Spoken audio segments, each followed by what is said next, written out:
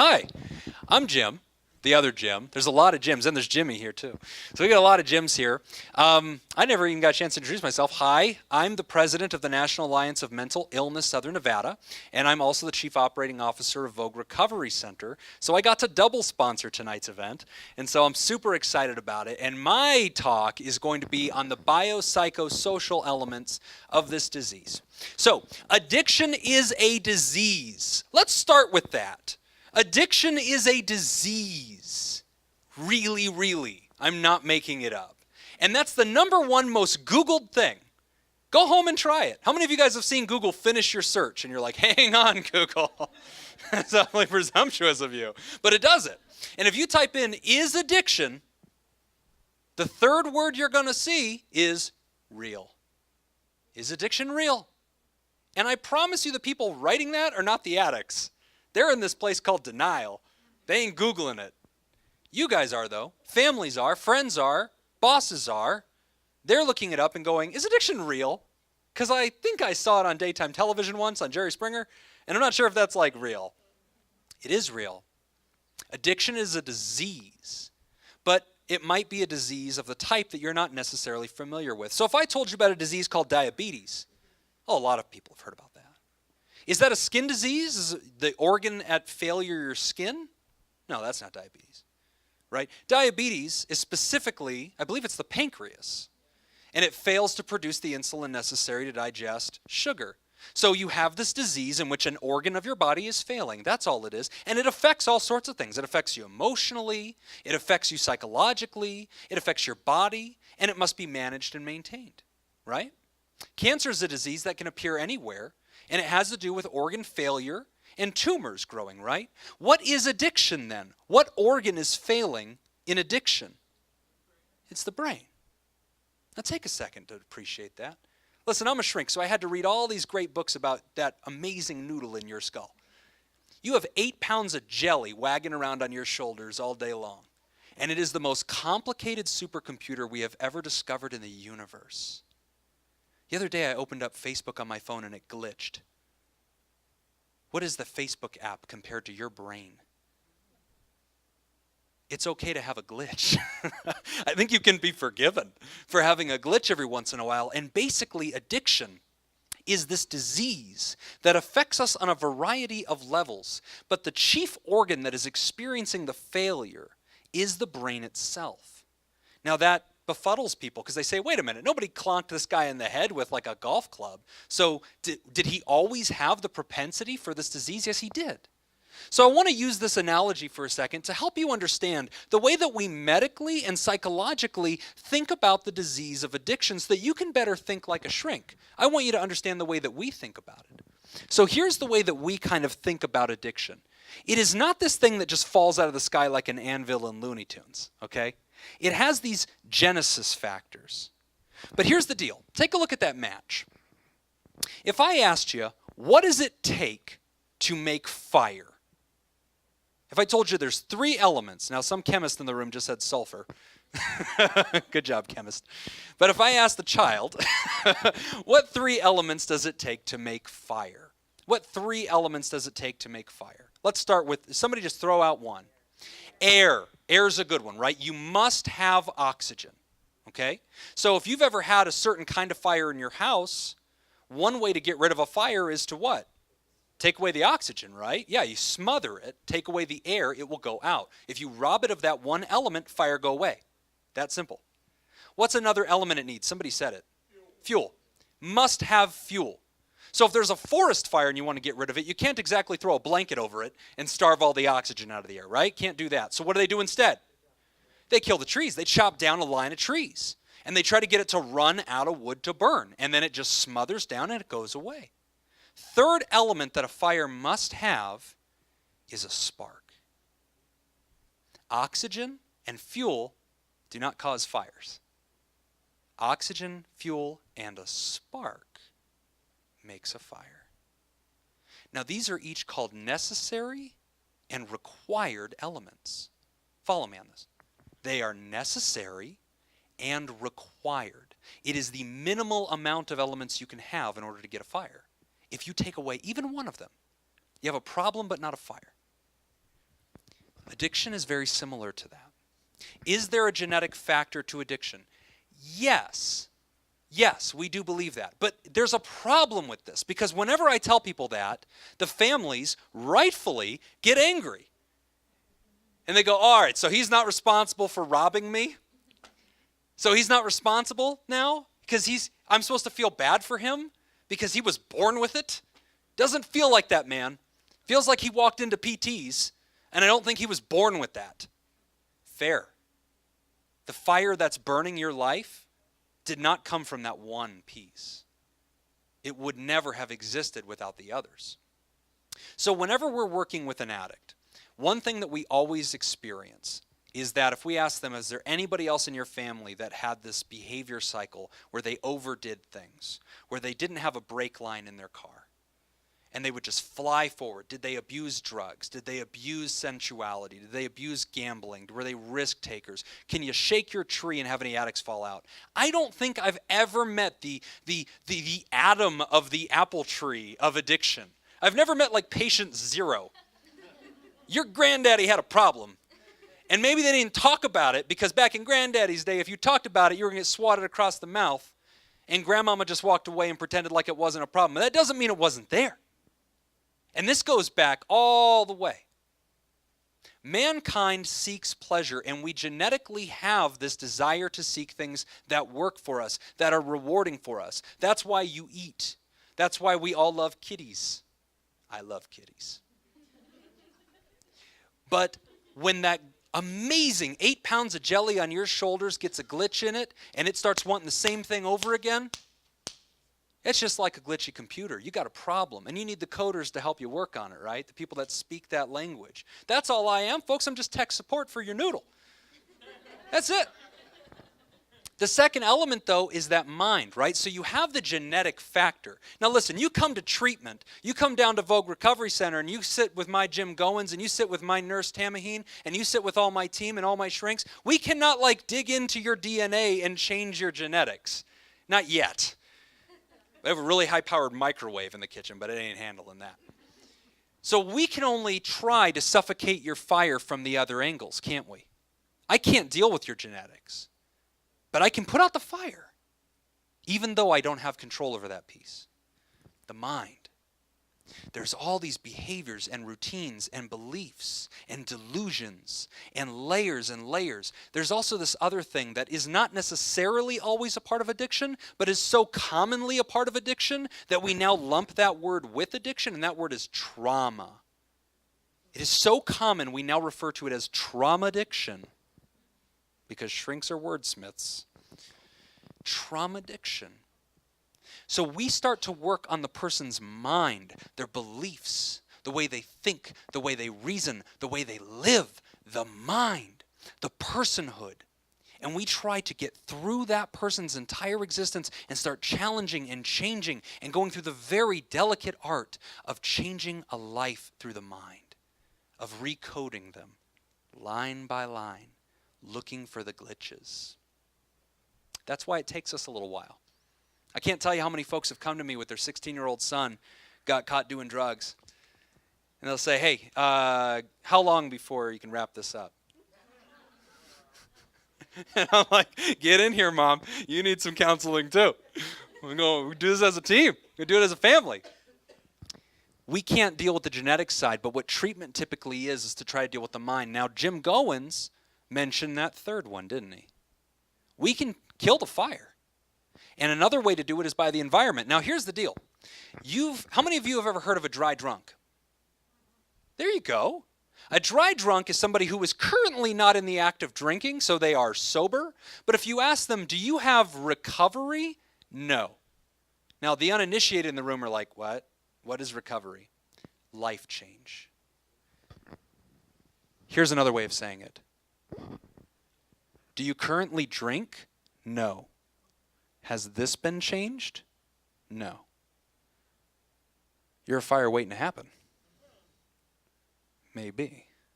And that's why we call you a dry drunk. So whenever we have somebody in treatment, we can't touch the genetic side. But we're trying to work on the mind, we're trying to work on the life. And yes, we're trying to work with the family, and we're trying to work in the environment. We're trying to find out, what do they go home to? What does their life like? Before we release somebody, we want to know, where do you live? How do you live? Is your family ready to receive you? What are you going to do when you get out of here? We call this relapse prevention. Are you going to go to AA? I don't have to go to AA. Oh, Lord, I love them. I don't have to go to no AA. I'm not like those guys. Not yet. So you better go hang out with them. I don't want to go to NA. Why? Because there's going to be some guy there that used to use needles. Oh, good. It's not like you upper crust, snorting a line off a table guy. Be humble, my man. It's a disease. It manifests in different ways. Calm down.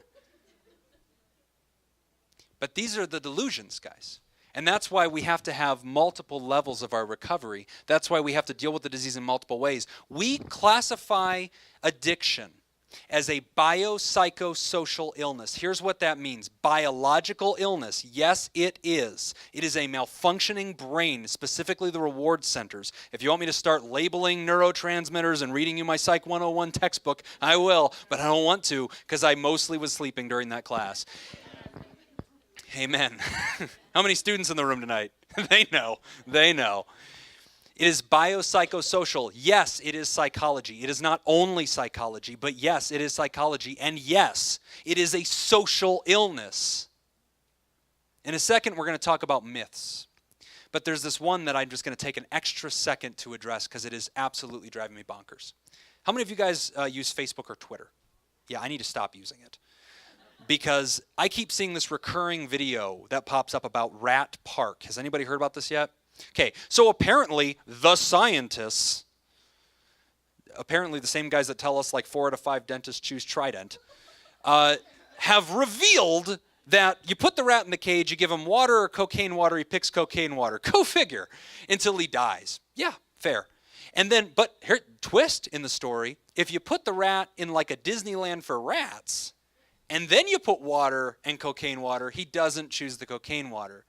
And from that one experiment, the new theory that's out there is, see, there's no such thing as the disease of addiction. You just need more friends. Can I tell you something about the addicts I know? They got plenty of friends. That ain't part of the problem. In fact, part of the problem is when they leave treatment, I would really like them to stop calling those people.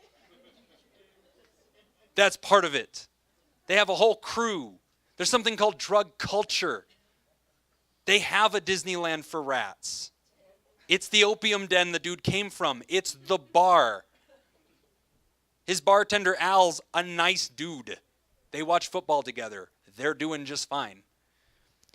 That's a myth, that there is no disease and that if you just have more friends and you're good to yourself. Being good to yourself and having more friends is part of the illness, though. Having healthy relationships is part of it. That's one of the ways we put out the fire. We can't change all of it. But we can starve the fire of some of its necessary and required ingredients, can't we? That's what it means to get treated. Yeah! Are you guys ready? I'm ready. All right. Welcome to everybody's favorite game. I'm Steve Harvey. Da-da-da. All right, we're going to play Family Feud, and we're going to play the Addiction Edition. Yes! All right, that's enough of that. All right, we're going to play this side of the room versus that side of the room. Here we go. And the question is, I had so much fun making this PowerPoint, you guys have no idea. You're going to sit through every minute of this. Common addiction myths. All right, let's go to the survey. I'm having so much fun. Okay. Top 8 addiction myths. If you get it wrong, you get a red X.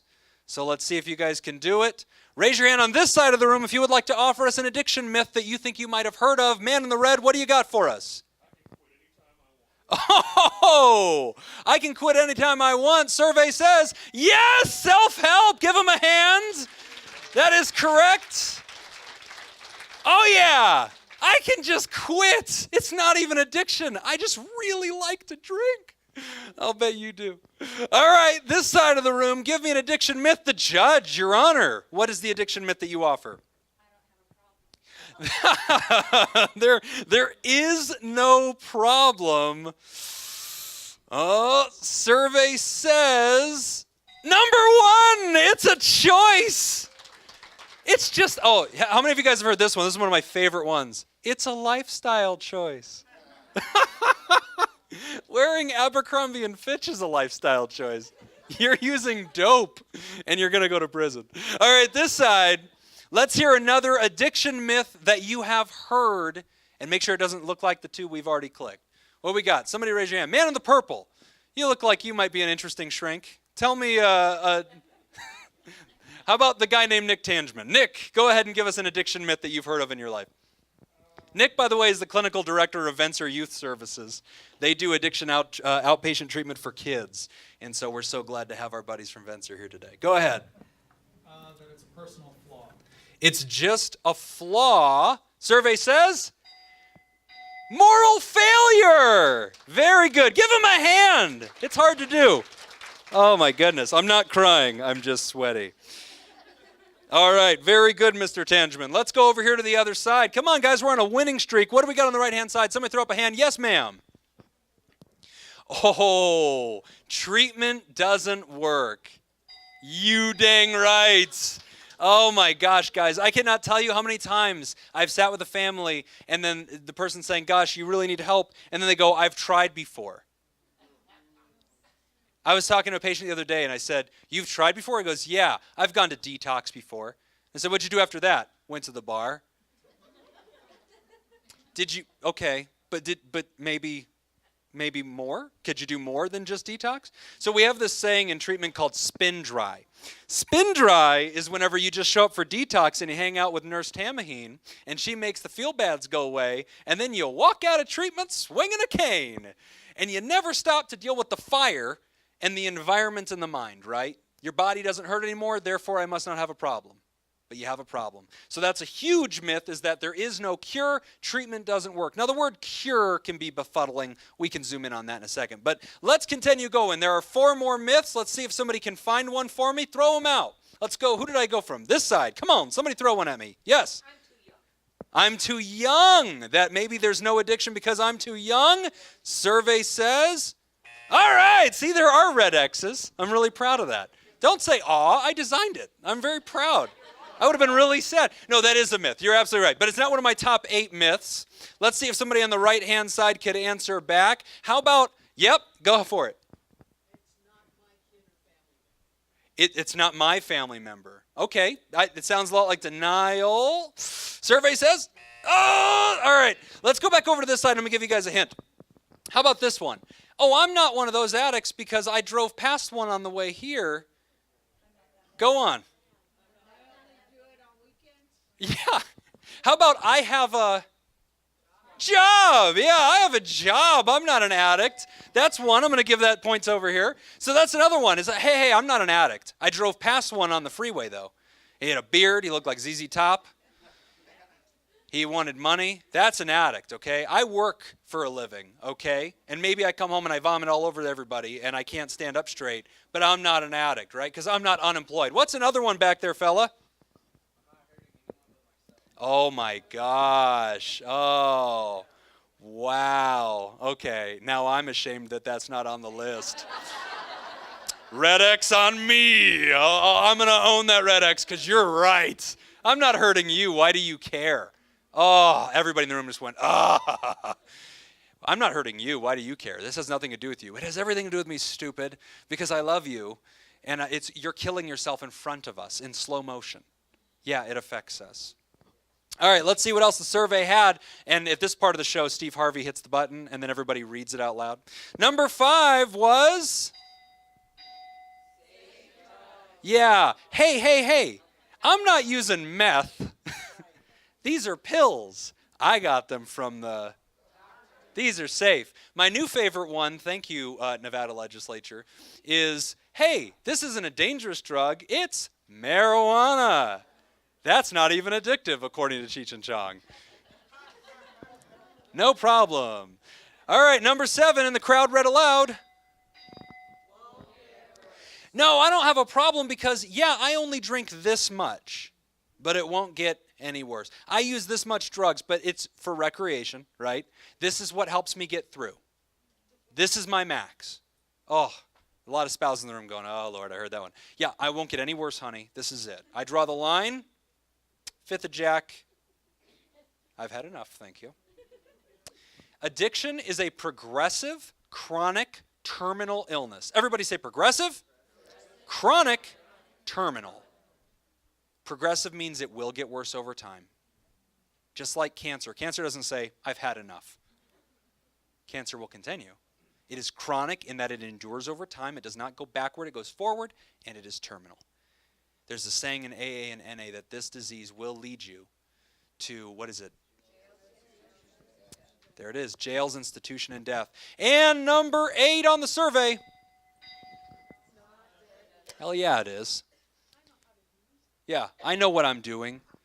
I've got this. I'm really good at it. It's not deadly. Yes, yes it is. All addiction is deadly. And I can't tell you how many high schools I get to visit these days where I get lectured by these amazing 15-year-olds because they've seen like Harold and Kumar go to White Castle. And they tell me, hey man, it's just marijuana. Marijuana is good for you. I'm like, so's broccoli. Where's that though? I also get lectured by these kids all the time and say, marijuana is natural, man. Opioids are natural, man. Nature can't kill you. And I'm like, tell that to gravity though. Because like gravity's pretty natural. Jump off the stratosphere. Go natural, dude. Die an organic death. Just because something doesn't destroy you on the very first try doesn't mean that it's not dangerous. Quicksand, I think, works a lot like that too. So yeah, marijuana is not going to kill you, and it's not as bad as insert blank, right? That's another myth, is hard drugs, right? People say, I don't do hard drugs though. I don't do the hard drugs. Yeah, just beer. Just pills. I cannot tell you how many heroin users I've met who are now IV heroin users. But once upon a time, they were lecturing their family, I just use pills, not like those heroin users. Then they're using heroin. I don't inject it. Then they're injecting it. It's cheaper. I really am a free economics kind of person, and I believe in wise accountability. It's about a budget. I'll show you my QuickBooks. See, this is how much I invest. There are so many myths. There are so many excuses. And what we're doing here tonight is we are challenging those. We are engaging those. We are striking against misinformation with knowledge. And we are bringing people in front of the community who have a responsibility to deal with this. We deal with it professionally, whether that's in a courtroom, or whether it's in a medical office, or whether it's in a counselor's office, or whether it's in a treatment facility, or whether it's in a church. These folks are dealing with it. We are just about to conclude. Here's what I'd like to do. Give a big hand to our experts. They were wonderful. Experts, go ahead and find your seat. I'm going to offer just a final thought to end our evening together. And I just want to thank you guys so much. I want to thank our experts for donating their time, their expertise, being good community servants, being people that meet us where they're at. I want to thank the people that came to this room. There's a lot of other experts in this room that didn't necessarily come here to learn something new, but came here because this is overdue. And they wanted to vote with their feet and show up and say, I might not learn anything from you. Like Roberta Miranda could run circles around me all day. She's a professor of addiction at Nevada State College. Trust me, she didn't learn anything from me. But she came to vote with her feet. She brought a whole bunch of her students too, because it was time. It's time to have this conversation. And we would be remiss if we didn't end on this note. Addiction is a disease, and people will die from it today. In a lot of NA and AA groups, they'll leave an empty seat. In a lot of NA and AA groups, they'll leave an empty seat. And they'll take a second to reflect on the addict who still suffers.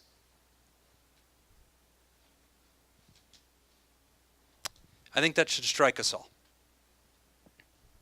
This is not an academic conversation. This is a medical conversation. This is not a legal conversation. It is a human conversation. People die. And the people that you saw up here today are responsible for trying to stop that from happening. And I hope that you will become a person who tries to stop that from happening. We don't expect you to have all the answers. We expect you to do the next right thing. We expect you to do the next right thing. And when this tape goes live, I hope that includes sharing it, because you don't know who needs it. When events like this happen in your community and you're lucky enough to be on a mailing list somewhere to be aware of it, I hope you share it. I hope you meet the experts that were in this room tonight. I hope you pull them aside, get their number if they're willing to give it to you. Take the information on the back tables. Take a picture of that little banner there. Because let me tell you something. I am the COO of Vogue Recovery Center. And I make you this promise. You call that number if there's somebody in your life or a friend or a family member that needs answers. And I don't care if I can't help them. I will find somebody who can. We will not hang up the phone until we have gotten them to answers. Because this is a disease, and it doesn't care who you are. You have got to take this seriously, because somebody's going to die. Remember the addict who still suffers. But I also want to give you encouragement, because there's a lot of folks who came here today because their life is not going great. And they came here today because they saw this thing online, they heard about it from somebody, and they said, maybe this is a chance to turn the boat around. Maybe this is a chance to get some encouragement. And I'm sorry if the truth hurts a little, but I hope you also interpret that sting as cleansing, because it is purifying to you. You are now in the presence of helpers. You met a whole bunch of them, and you're in a whole room of people that are interested in this. Practice self-care. Jim said it 3 times. Practice self-care. Get to an Ar-Anon, get to an Al-Anon, get to your church, get to your synagogue, get to a mosque. And if you don't know where to go, come talk to one of us, because we will point you in the right direction. My friends, we're going to be okay. Nevada's got a long way to go, but it's home. Let's make it better than it is. Thank you so much to our experts tonight. Thank you so much, everybody who came. What a terrific first night. Please stay, please mingle.